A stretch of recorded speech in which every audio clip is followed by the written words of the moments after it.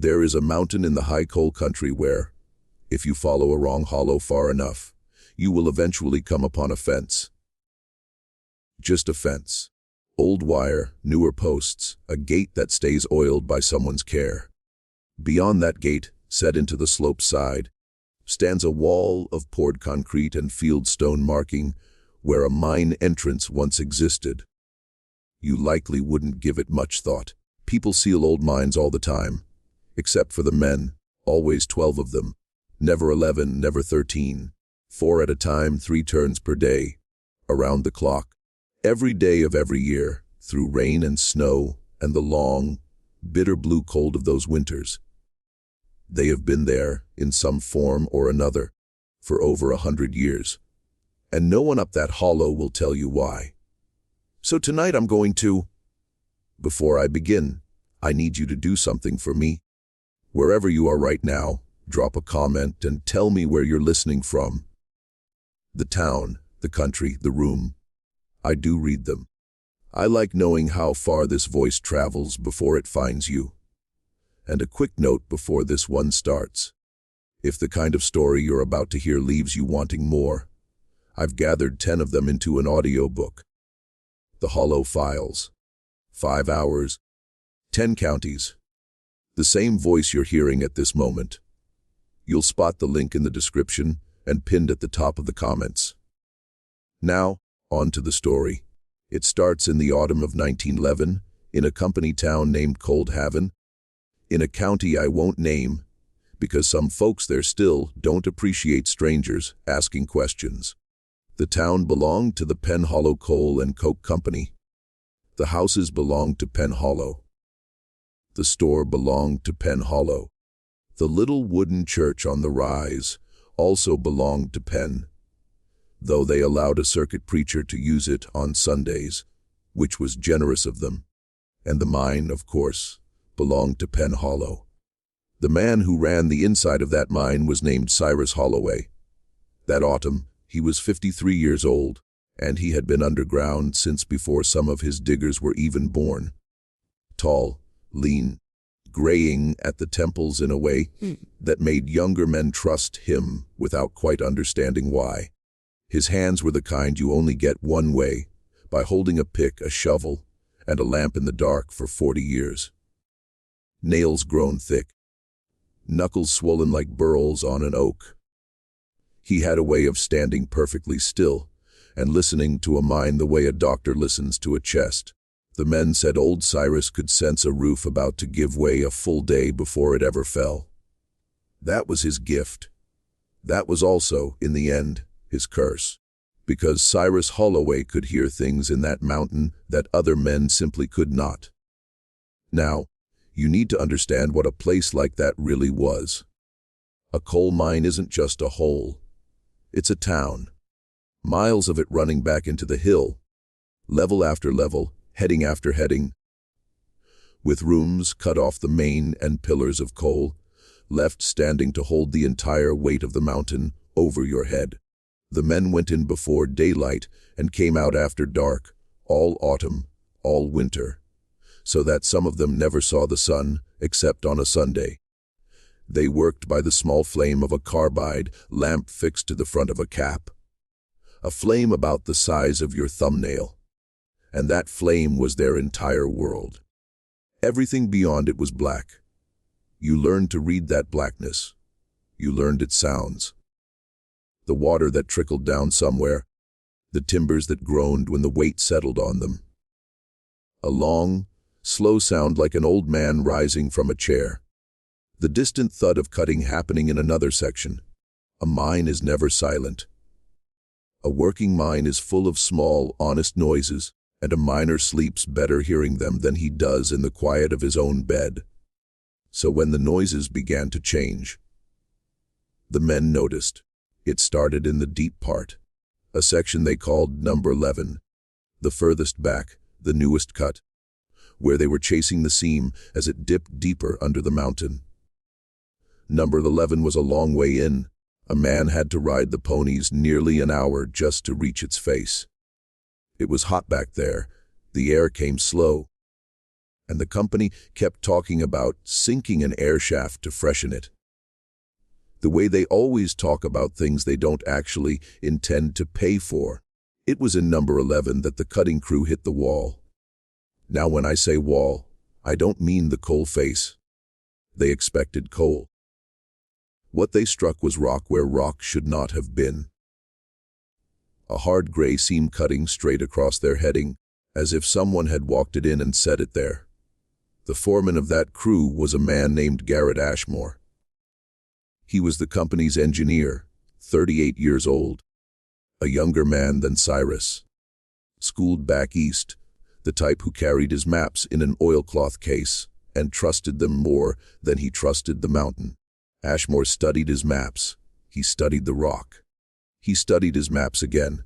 According to them, there was nothing there. No fault, no old working. Solid seam for a quarter mile in every direction. But there was the rock. So they did what miners do. They cut through it. And behind the rock, there was a space. Picture this carefully, because it matters. They pushed their tools through the last of the stone, and instead of more stone, the bars went loose into nothing, into open air, and a draft came back through the hole at them, and that draft was cold. Not cool. Cold. The way a cellar is cold. The way the inside of a well is cold. Cold the way nothing a mile back inside a hot mountain in autumn has any business being. And it carried a smell. The men who were there could never quite describe it. One said it smelled like a creek in February. Another said it smelled like the inside of an old trunk that hadn't been opened since someone died. The closest any of them came was an old digger named Lazarus Cruz, who had been down more holes than anyone alive in that county. 67 years old and tough as a boot heel. Lazarus put his face to that hole, breathed in, went quiet for a long time, and then said, "That's not our mountain." They sent for Cyrus Holloway. He came back on the pony and sat for a while at the face of number 11, looking at that black gap in the gray rock, the cold breath of it sliding out over all of them. He had them widen it carefully, timber it up. Then he took a fresh lamp and went through. It was a chamber, a room in the rock, but not one the company had cut, and not one any company had cut. The walls were too smooth in some places and too rough in others. Timbers stood inside, but they were not Penhollow timbers. They were old, black with age, soft to the touch.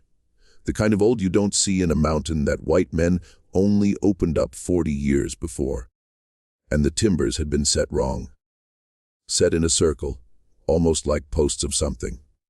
Like a fence down there in the dark. The floor of that chamber sloped away into a hole.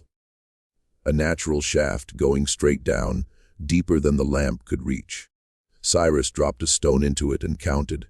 He was a patient man and he counted a long time.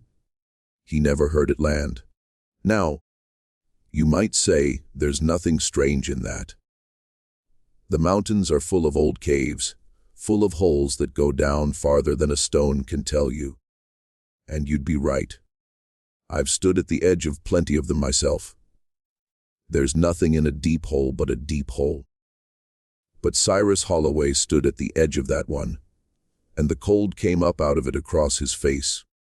His little carbide flame, that thumbnail of light that was his whole world, leaned sideways toward the hole, as if the hole were breathing in. He stood there until the flame straightened, and then it leaned again. In, out, slow, regular, the way a chest moves. He came up out of there and didn't say much. That was his way. But the men who rode the pony back with him said the captain's face had a color to it they had never seen. And Cyrus Holloway was a man who had been buried alive twice in his life and dug himself out both times, without losing that steady gray calm of his. This time, he was not calm. He went straight to the company office and told the superintendent. A Penhollow man named Vard Penhollow, a nephew of the owners. That number 11 was to be stopped, sealed at the rock, No more cutting beyond that gray seam. And Vard Penn Hollow, who had a quota to meet and a railroad contract to fulfill, laughed at him. You can guess how that went. They kept cutting. I want to pause here, because I've been telling you about the dark for a while. And I don't want you to forget, there's a person on the other end of this. You. Right there, listening. Have you ever stood somewhere, a real place, an ordinary place, and suddenly felt that you were not as alone as the room suggested? Not a ghost, nothing so simple. Just a sense, low down in the animal part of you, that something had taken notice of you. If that's ever happened, I want to hear about it. Leave it in the comments. Tell me where you were and what you did. I ask because I think more of you have felt it than will admit it, and I think this story is going to sit closer to some of you than you expect. A breath here before what comes next. If this voice is one you'd want to spend more time with, I keep a longer collection. The Hollow Files, 10 cases, 5 hours. The same kind of quiet trouble I'm telling you about now. The link is in the description below and pinned at the top of the comments. And while we're here, this story, and every story on this channel, is read for you by the fear behind you. If you've made it this far, and the back of your neck is doing what I think it's doing, do me the kindness of subscribing. It's free, and it tells the people who count such things that stories like this one are worth keeping the lights on for. If you happen to be hearing my voice somewhere that isn't this channel, then someone has taken it without asking, and you'd be doing me a real favor to let me know. All right, let's go back down. They kept cutting number 11, as I said, and for a few days, nothing happened, which is always the worst way for a thing to begin. The men grew bold. They went into the cold chamber on their dinner breaks to escape the heat, sat at the edge of the deep hole eating their bread, daring each other to lean out over it. Young men, you know how young men are. Lazarus Cruz wouldn't go near it. He'd eat his dinner up at the face in the 100-degree heat rather than sit in that cool room. The young ones ragged him about it. Then the lamps started going out, not all at once. One man's, then another's. A carbide lamp does go out. That's nothing. You bang it and light it again. But these went out together, 3 and 4 at a time. The way candles go out when a door opens somewhere in a house and lets the draft through. And every time it happened, the men said it occurred right after they heard the knock. I should tell you about the knocking. It came from inside the rock, not the chamber. The solid rock, the walls of the heading, where there was nothing behind them but a mile of mountain. A knock, then a pause, then 2 knocks, then a pause, then 3. Then it would start over, 1, 2, 3. Patient, even always the same. Now, miners are not children, and they are not fools. There is an old true thing that the mountain itself makes noises. That water and settling rock and trapped air can knock and groan, and even, God help you, seem to call your name on a bad night. Every miner knows this. Cyrus knew it better than any of them. He went up and down, that heading with his bare hand flat on the rock, feeling for the knock, trying to trace it back to a seep of water or a working timber. Some honest cause. He never found one, and here is the thing that turned it from a story the men told into a thing the men feared. The knocking answered. A digger named Otis, a big, slow, good-natured fellow, 26 years old, took up his hammer one shift, more to show he wasn't scared than anything, and knocked on the wall 3 times, slow the way you'd knock on a door, and the wall knocked back. 3 times slow. The whole crew stood there in the dark with their little flames and listened to the rock answer a man. Otis didn't laugh. He knocked twice. The wall knocked twice. He knocked once. The wall knocked once. And then, before Otis could lift his hammer again, Before any man there had decided what to do, the wall knocked a fourth time. On its own. A fourth knock, soft, almost shy. The way a thing knocks when it wants very much to be let in, and is trying to be polite about it. They went out of number 11 that day, and most of them did not go back. Cyrus had a hard time of it then. The men wouldn't work the deep section. Vard Pen Hollow wanted the coal. Garrett Ashmore, the engineer with his maps and Eastern schooling, took it as a personal insult, the idea that grown men would walk off a paying seam over noises.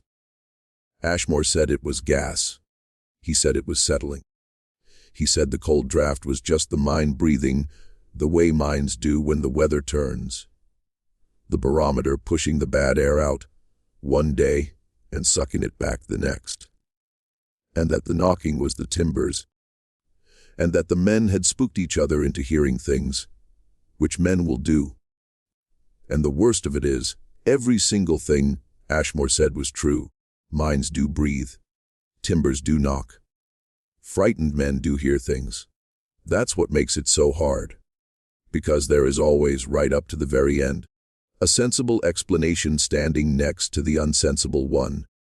And a reasonable man can take the sensible one by the hand and walk himself right down into the dark holding on to it. Ashmore decided he would prove it. He would go back into number 11 alone on the night shift when the mine was quiet. He would sit in that chamber with his instruments, his lamp, and his watch. And he would write down in his neat Eastern hand exactly what natural thing was making those noises. Cyrus tried to stop him. I want you to hear how Cyrus tried, because I've thought about it a great deal. He didn't tell Ashmore there was a devil down there. He didn't carry on. He just said, quietly, Garrett, there's a kind of quiet a mind gets, and a man who's been down enough years learns to leave when he hears it. I heard it down there. I'd ask you not to go. And Ashmore, who liked Cyrus, who even respected him, smiled and said, Cyrus, that's exactly the kind of feeling I mean to explain. He went down on the night of the 11th of October, 1911. He took a watch, a lamp, a second lamp, and a notebook. The night man at the mouth of the mine logged him in at 9:30. And here is where I have to be careful with you, because this is the part the company tried to keep out of the record, and mostly succeeded. What we have comes second-hand from the night man, and from the notebook Cyrus kept until he died, and which his family kept after him. The notebook is the worse of the two. Ashmore wrote in it the whole time. He was a thorough man. He recorded the temperature, which fell and fell again and fell a third time, far past anything the weather could account for. He recorded the air pressure, which did not change. That means the breathing of the mine, the in and out of that cold draft, was not the mountain breathing at all. Because if it had been, the pressure would have moved with it. And it didn't. It stayed dead level while the cold came in and out across his face all the same. He wrote down the knocking. He wrote that he had answered it. In a hand that was still neat, he wrote, I knocked 3. It returned 3. This is undoubtedly an acoustic effect, a reflection of my own sound off the chamber's far wall, delayed by the distance. I will test this by knocking in a pattern it cannot anticipate. Then there is a gap in the notebook. And then there is one more line, and the hand is not neat anymore. The last line in Garrett Ashmore's notebook says, It knew the pattern before I did. The night man at the mouth heard him come up. That's the strange thing. Ashmore came up out of the mine on his own 2 feet at 20 minutes past 3 in the morning. The night man knew because he wrote it in the log, and the log survives. Ashmore walked up the slope out of the dark, and the night man called out to him, asked how it went. Was it gas after all? Ashmore didn't answer. He walked past the night man and out the gate, and down toward the houses. The night man said afterward that the engineer's lamp was out. both his lamps. He'd come the whole long way up through the black of the mine, with no light at all, which no living miner can do. And as he passed, the night man got a look at his face in the moonlight. The night man would never say what he saw. He quit the next morning, left the county. Some say he wrote a letter back years later, but if he did, no one kept it. Garrett Ashmore was found at first light, sitting on the porch of his company house in his chair, his hands folded in his lap, his eyes open, looking up the hollow toward the mine. Calm as anything. He was not hurt. There was not a mark on him. The doctor who came, a country doctor named Ephraim Caldwell, could find nothing wrong with the man's body at all. But Garrett Ashmore never said another word. Not one. Not for the rest of his life, which was long. He lived another 40 years. His sister came and took him back east and cared for him. He sat in chairs and looked at things and ate when he was fed. And once a year, every year, on the night of the 11th of October, he would get up out of his chair, no matter where he was, no matter who tried to stop him, and he would go and find a wall, any wall, and he would knock on it 3 times, and then he would wait. And then, his sister said, he would weep very quietly, like a man who has been waiting a long time for an answer that is never going to come, until someone led him back to bed. I told you I'd suggest things rather than show them. I'll keep my word. There are parts of what happened in Cold Haven that the company sealed up tighter than they sealed that mine. And the reasons they sealed them are reasons enough that I'm not going to pry the lid up for you tonight. I'll only say this. After what happened to Ashmore, 3 more men were lost out of number 11 in the space of a single week. And not one of them was ever brought up. The manner of their losing was such that the new superintendent, the one sent in after Vard Penn, Hollow himself, left the county in a hurry, ordered every paper concerning it burned in the company furnace. What I will tell you is what Cyrus Holloway did. Because Cyrus, by then, was the only man in Cold Haven the diggers would still follow underground. He went down into number 11 one last time on the last day. With a crew of men he picked himself. Picked for their nerve, and for the fact that none of them had wives or children waiting. Men who had made their peace with the dark a long time ago. They went in with timber, stone, and barrels of cement, and they built a wall. Not at the mouth of the mine. Down deep at the gray seam where the coal chamber began. They built a wall there, thick as a man is tall, and they keyed it into the rock all around, so it could never be pushed out from the inside.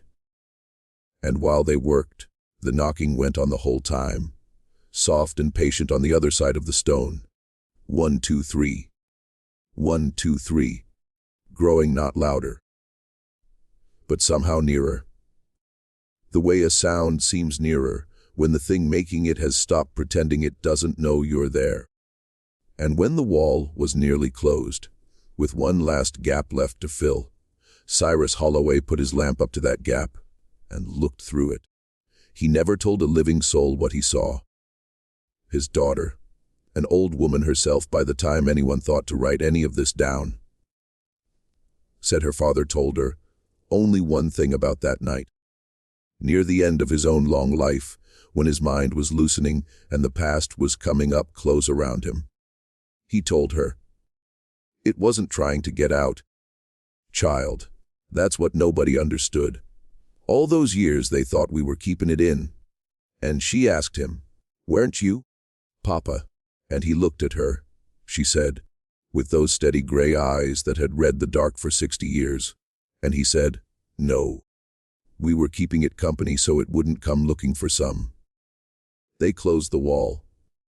They came up out of number 11, and the company sealed the whole mine, the entire works, every level. Behind that wall of poured concrete and fieldstone that you can still go and look at today if you walk up the wrong hollow and find the fence. But here is the thing. Here is the answer to the question I started with. The one that's been waiting at the bottom of all of this, like the stone Cyrus. Drop that never hit the ground. Sealing the mine was not enough. Because 3 nights after they closed it, the knocking came out of the sealed mine through a mile of mountain, and a wall thick as a man is tall, and the whole weight of the company's concrete. The night people of Cold Haven heard it, soft and even, drifting down the hollow on the cold air. 1, 2, 3. And on the 3rd night, someone who lived nearest the mine, an old widow woman whose house has long since fallen in, went up to the sealed mouth in the dark to see what it was. And she answered it. She knocked back 3 times, the way you would knock on a door, the way Otis did, the way Ashmore did, and what came of that. Again, I won't lay it out for you. But it was bad enough that the men of Cold Haven understood finally and completely the thing that Cyrus had been trying to tell them all along. That the danger was never that the thing would break out. The danger was that it was lonesome down there in the dark behind the wall. And that loneliness reached the way a flame leans toward a hole, the way that cold draft moved without any pressure to move it, the way the knocking always asked to be let in. And a thing like that, if it has no one to keep it company, will go looking. It will reach out through the rock for the nearest waking mind. The way Ashmore's mind was the nearest that night he sat alone. And it will find someone, and it will knock, and God help whoever knocks back into the dark, expecting an echo. So Cyrus Holloway, in the last working years of his life, did the only thing he could think of. He set a watch. He chose 12 men, 4 to a shift, 3 shifts.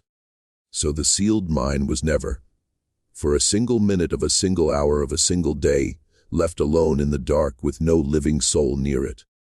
The men were not there to keep the thing in. The wall did that. The men were there to be company. To sit at the gate near enough that the thing in the mountain would know it was not alone, that there was a warm mind close by, present, attending, so that it had no cause to send its long, cold reach down the hollow into the houses where people slept. 12 men. Always 12, because Cyrus worked it out. And 12 was the number it took to never leave a gap, never leave a single hour unwatched. Because the one time, the only time, that the watch failed, the one night a storm came down so hard that the road washed out, and the relief men couldn't get up the hollow, and the 4 on shift, soaked and frozen and exhausted, all 4 of them at once, just for an hour, just before dawn, fell asleep at their posts. That was the night they lost the youngest of the watch. I'll tell you only that in the morning, the other 3 woke, and there were 3 of them where there had been 4. The fence gate, which they kept oiled, which they kept latched, was standing open. There were marks in the wet ground leading up to the sealed mouth of the mine, going one way, only one way. And the knocking that morning, the men swore, sounded different than it ever had before. It sounded satisfied. After that, they never again let it fall below 12, and never again left it less than 4 awake at any hour. And they made a rule, the most important rule of the watch, the rule they passed down to every new man who takes a dead man's place at that gate. And it is the rule that has kept Cold Haven safe for more than 100 years now. You may sit near it. You may speak near it, so it knows you are there. But you do not, ever, for any reason, no matter what you hear in the long, cold hours before the light, no matter how patient and even and almost polite it sounds, no matter how badly some animal part of you wants to answer it the way you'd answer a knock at your own front door, you do not knock back. Cyrus Holloway lived to be 81 years old. He built himself a small house near the gate, and he took the worst shift, the deep night every night, for the rest of his life. His daughter said that in all those years, she never once knew her father to sleep more than an hour at a stretch. He'd doze and wake and listen. His hand would go up flat against the wall of his little house, the way it used to go flat against the rock. Feeling, listening. Then he'd settle, just a little, and doze again. He never got the steady, gray calm back, but he kept the watch. And when he died, sitting up in his chair with his hand against the wall, the men found that he'd left careful instructions, written in a notebook of his own, for how the watch was to go on. Who was to choose the 12, how the shifts were to run, the rule about the knocking, underlined 3 times. And at the very bottom, in the hand of a very old man, one last line. It said, "Don't let it be alone. It's the loneliness that's hungry. Be kind to it, and it will let us be." So that is why, if you walk far enough up the wrong hollow in the high coal country, you will come to a fence, and a gate that someone keeps oiled, and a wall of concrete and fieldstone, and 4 men sitting near it in the cold every hour of every day. As there have been 4 men sitting near it every hour of every day for longer than anyone now living can remember. They will not tell you why. They are kind men, mostly. They will share their coffee. They will talk about the weather and the road and the price of things. They will let you sit a while. But when the light goes blue and the cold comes up the hollow, they will go quiet and they will listen. And if you're very still and very unlucky, you may hear it too, coming soft through a mile of mountain. 1, 2, 3. And the 4 men will sit there in the dark and not answer it. And you must not answer it either. You must let it knock and knock and knock. And you must hold your own 2 hands still in your lap.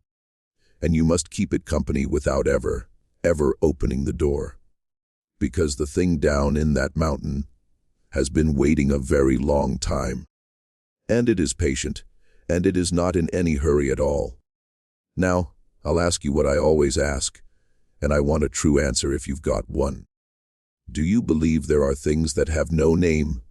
Things that don't fit in any of the boxes we built to keep ourselves feeling safe? Or do you think, like Garrett Ashmore did, that there's always a sensible explanation standing right there, next to the unsensible one, waiting to take you by the hand? Tell me in the comments. I read them. I think about them more than you'd guess. And if you know a story like this one, a real one, a fence someone keeps oiled for a reason nobody will say, then share it with me. The next voice I tell might be yours. If you want 10 more like tonight's, the Hollow Files is waiting for you in the description and pinned up top in the comments. 5 hours of it, 10 counties. The same voice in the dark with you. Stay with me for the next one. And whatever you do, wherever you are, don't knock back.